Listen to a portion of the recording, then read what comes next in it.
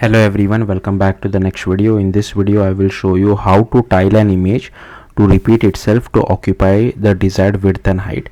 So I just have one Godot Game Engine project created, and here you can see I have one PNG image.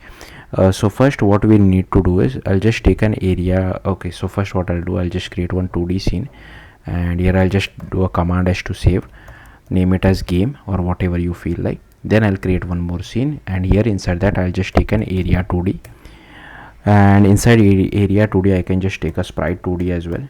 So I'll just take a okay, I spelled it wrong, sprite 2D. okay, and here we can just load our texture.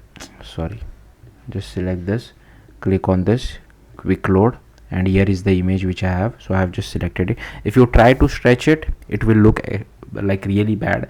So suppose I want this image to stretch it across the whole width, it will look really bad. I'll just save it as well, command S to save.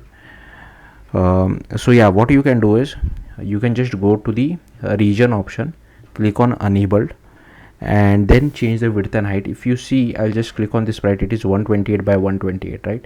So I can just change the width and height to 128 by 128. So I'll just change it over here, I'll just change it over here.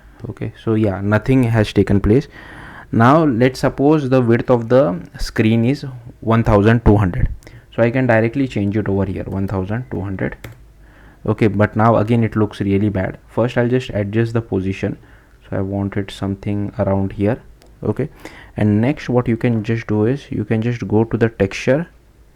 Where is it? Texture, and here inside repeat we just enable it, and here you can see now it is looking really good. So I'll just do command S to save, I'll just add it over here, I'll just run this. Okay, I'll just need to move it down.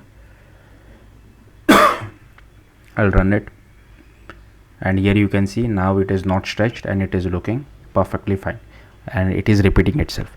So yeah, that's it. Thank you for watching. Bye.